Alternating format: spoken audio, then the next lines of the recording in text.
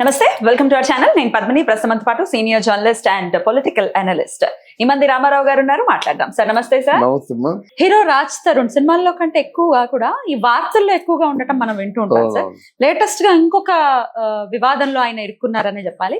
ఆయన ప్రేమించినటువంటి అమ్మాయి ఫిర్యాదు చేసి మోసం చేశాడు ఆ అబ్బాయి అని. అయితే మోసం నేను చేయలేదు, ఆ అమ్మాయి నన్ను మోసగించింది, డ్రగ్స్ వాడుతోంది, ఇంకొక అబ్బాయితో అఫైర్ పెట్టుకుంది, వాళ్ళ సొంత నాన్ననే మోసం చేసింది, ఇట్లా రకరకాల అభియోగాలు ఆయన కూడా చేస్తున్నారు. కాకపోతే ప్రేమించిన మాట వాస్తవమే అని ఒప్పుకున్నాడు. అసలు ఈ వ్యవహారం ఏంటి సార్? అసలు అంటే ఇక్కడ ప్రేమించాను అన్నది నిజం కాదమ్మా. ఎందుకంటే అది ప్రేమ కాదు. ప్రేమించినట్టు విడిపోరు. అది ఓన్లీ ఇన్ఫాక్చుయేషన్ మరి తప్ప అది మోహం. అది ప్రేమ కాదు. లాస్ట్ ఇకపోతే ఇలాంటి ప్రేమ అనుకొని మోహంలో పడేవారంతా కూడా వాళ్ళ నాన్నలకి వాళ్ళ అమ్మకి మోసం చేస్తారు కదా. లావణ్య వాళ్ళ అమ్మకి మోసం చేసింది, వాళ్ళ నాన్న మోసం చేసింది చెప్తే విశాఖపట్నంలో ఉన్నటువంటి వీళ్ళ అమ్మకి నాన్నకి మోసం చేశారు కదా. ఏదో ప్రయోజకుడు అవుతాడు, మంచి హీరో అవుతాడు, వాళ్ళకి ఫ్యామిలీ బ్యాక్గ్రౌండ్ మంచిదే రాస్తారుంది. అయితే ఎలా ఉండడం మాత్రం వాళ్ళు చేసిన తప్పే. ఇప్పుడే కాకుండా అంతకుముందు లోగటి రోజుల్లో కూడా ఈయన వార్తల్లో ఉన్నాడనమాట. డ్రగ్స్ వ్యవహారాల్లో అంతా. లావణ్య కూడా డ్రగ్స్ వ్యవహారంలో ఉంది. అయితే లావణ్య క్యారెక్టర్ అంత మంచిది కాదు. ఆయన చెప్తున్నాడు ఏంటంటే లావణ్యకి మస్తాన్ అనే ఒక యువకుడితో ఇంకా స్టిల్ ప్రేమలో ఉంది. వాళ్ళిద్దరూ విడిపోవడం కూడా కారణం అన్నమాట. తర్వాత వీళ్ళు ప్రేమలు తగలయ్యా ఏమిటంటే వీళ్ళు తాగుళ్ళు గొడవలు ఎన్ని వ్యవహారాలు ఉంటాయన్నమాట. అంటే ఆ మస్తాన్తో ఈ అమ్మాయి నేను మస్తాన్ నా ఫ్రెండ్, నువ్వు నా ఫ్రెండ్ అనే పరిస్థితి వచ్చేసరికి ఆయన తట్టుకోలేక వెళ్ళానని ఆయన చెప్తున్నాడు. ఆయన వెర్షన్ అది.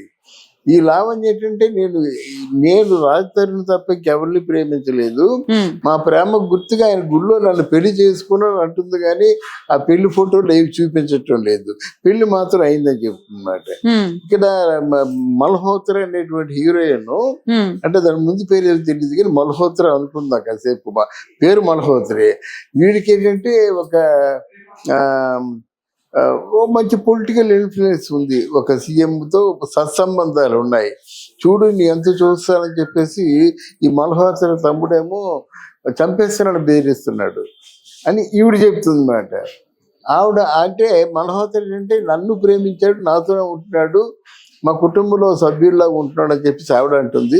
లేదు, నాకు చాలా బాగా చూసుకుంటున్నారు, ఇక్కడ ఒంటరిగా ఉంటున్నా, నాకు ఏ లోటు లేకుండా కుటుంబంలో చూసుకుంటారని మల్హోత్రా గురించి రాజ్ తరుణ్ చెప్తున్నాను అనమాట. ఇక్కడ ఇద్దరిని కూడా విచారించినట్టయితే వీటికి చాలా ఇష్టానుసారంగా నిర్ణయాలు తీసుకొని ఇష్టారాజ్యంగా వాళ్ళు ప్రవర్తించబట్టే ఈరోజు పోలీస్ కేసు అయింది. లేకపోతే ప్రేమించుకున్నారంటే దాన్ని నేను ఒప్పుకోనమ్మా. ప్రేమ ఎప్పుడు అంత స్వార్థాన్ని కోరుకోవద్దు.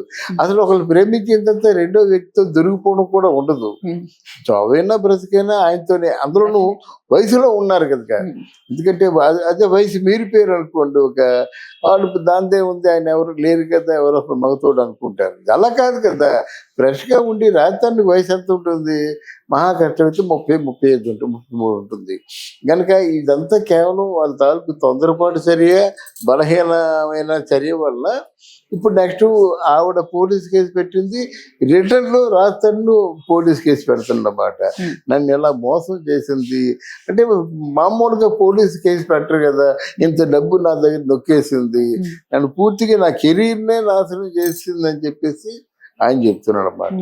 డెఫినెట్గా అంతేలేండి. రాజ్ తరుణ్కి మంచి ఒక 2-3 సినిమాలు మంచివి పడ్డాయి.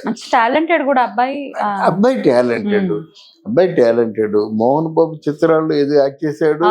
అలాగే రాజశేఖర్ కూతురు శివాత్మిక ఎవరు, ఆవిడతో కూడా యాక్ట్ చేశాడు. బాగానే యాక్ట్ చేస్తాడు. మంచి అంత సినిమాలో యాక్టింగ్ టాలెంట్ వరకు మనం ఇంకా వేరే చెప్పవలసిన అవసరం లేదు. కానీ ఇట్లాంటి వ్యవహారాల్లో తలదూర్చడం వల్ల ఆయన డ్రగ్స్ తీసుకుంటాడో తీసుకోవడో తెలియదు, కానీ డ్రగ్స్ వ్యవహారంలో తలదూర్చాడు, ఆయన పేరు వచ్చింది. ఈ లావణ్య పేరు కూడా వచ్చింది డ్రగ్స్ వ్యవహారంలో. అంటే ఇద్దరు కలిసి తీసుకుని ఉండేవారు అన్నమాట. తర్వాత ఆయన కొంచెం రియలైజ్ అవ్వచ్చు, ఈ డ్రగ్స్ నాకు కెరీర్ పెద్ద ఎఫెక్ట్ అని ఆయన మానేయచ్చు, ఇప్పుడు కంటిన్యూ చేయొచ్చు. ఏదేమైనప్పుడు కూడా ఒకరితో ఒక సెటిల్మెంట్ లేకుండా రెండో అఫైర్లో ఆయన అడుగు పెట్టడం అన్నది ఎలాగైనా ఆయన్ని చుట్టుకుంటుంది ఒకటి. డెఫినెట్లీ. అయితే ఈ సోషల్ మీడియా ఇంత వాస్ట్ గా పెరిగిపోయినప్పుడు రకరకాల చిన్న విషయం ఏదైనా బయటకు వస్తేనే తెగ వైరల్ అయిపోతుంది.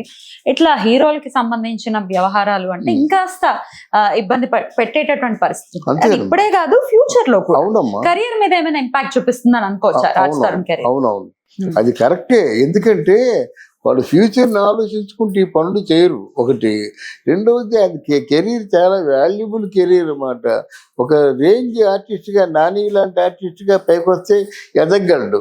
కానీ ఆ రెండు కూడా మానేసి కేవలం ఈ ప్రేమ వ్యవహారాల్లో పడిపోయి రెంటికి చెక్కిన రేవుడిలాగా మధ్యలో ఆయన కెరీర్ బలైపోతుంది. అది మన బాధ.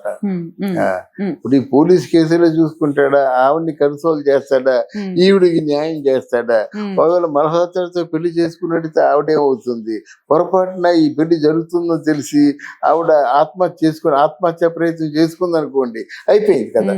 ఇంకా ఇబ్బందులు, అవి ఇబ్బంది, కెరీర్ పోయినట్టే కదా. అంటే అది ఆత్మహత్య కాదు, హత్య అంటారు. మనమే అంటాము అది ఆవిడ చేసుకున్న హత్య కాదు, అది కేవలం రాజు చేసిన హత్య అంటాం మనం అంటాం అన్నమాట. మానసికంగా చచ్చిపోయింది ఆవిడ, ఎప్పుడో చచ్చిపోయిందని మనం కబుర్లు చెప్తాం అన్నమాట.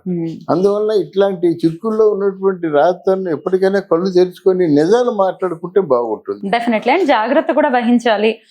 డెఫినెట్ గా అందులోనూ గ్లామర్ ఫీల్డ్ లో ఉన్నప్పుడు ఇంకాస్త జాగ్రత్తగా ఉండాలి అనేది ఇది ఒక డెఫినెట్ గా ఒక లెసన్ అవుతుంది మిగతా ఆర్టిస్టులకు. నీ కెరీర్ కేవలం లేకపోతే నువ్వు